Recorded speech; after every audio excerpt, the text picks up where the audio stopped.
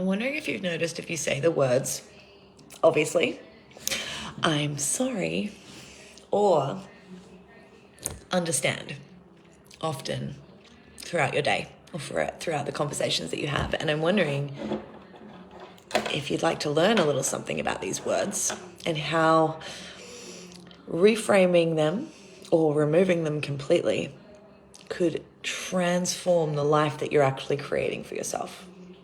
Let's start with obviously. When we are telling someone about our day, our problems, our life, and we're like, well, obviously this and obviously that, there's a few things that could be happening for the person receiving the conversation.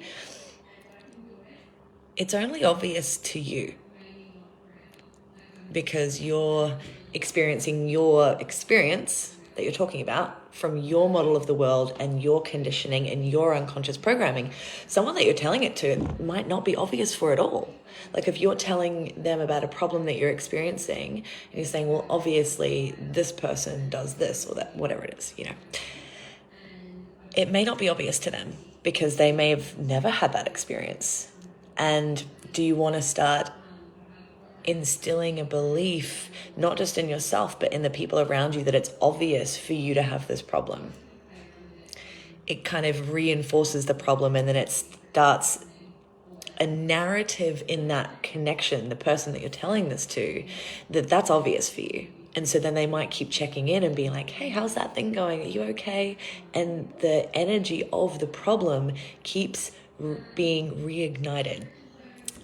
When we use the word obvious, it can also sometimes be a little bit condescending because it may not be obvious to someone else. And when you say, well, obviously this happens for me, or obviously this is how this goes, and if the other person has no awareness of it, it can kind of sometimes make them feel like, oh, am I supposed to know that? When it's probably not relevant. And so removing the word obviously, because it's kind of become, and the reason why I bring it up is it's become a bit of like a place filler word, kind of like or but, which we also want to get rid of. So if you can start to be observant of if and when and how often you use the word obviously, and see if you can go, oh, actually, I don't like that word, I'm not using that anymore. Catching yourself and removing it, because you actually don't need the word. The second is sorry.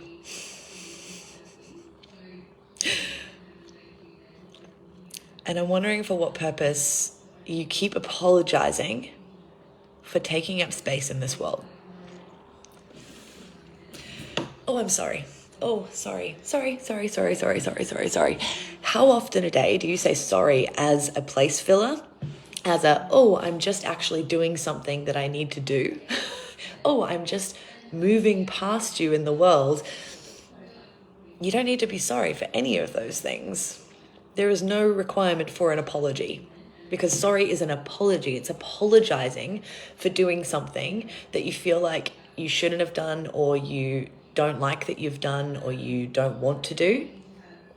And I'm wondering if you actually want to exist in this world, and if you want to take up space, and if you want to experience this life for everything that it can be for you. And if so, remove the word sorry.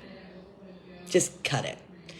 Reframe it with I'm sexy. Reframe it with I'm successful. Like, catch yourself, make a joke out of it. Tell your partner, tell your family, like, we're removing the word sorry, unless it's really, really valid. Like if you've really screwed someone over, be like, hey, look, I'm really sorry. And own that. And you don't need to use it in any other aspect of your life. Great. The last one I will chat into today is understand. And I'm wondering if you've ever thought about the origin or the breakdown or the etymology of the word understand.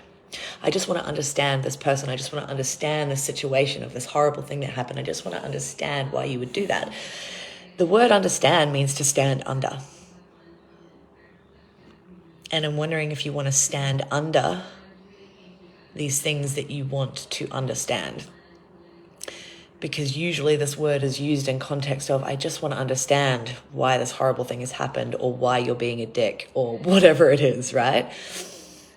And I'm wondering if you want to understand and stand under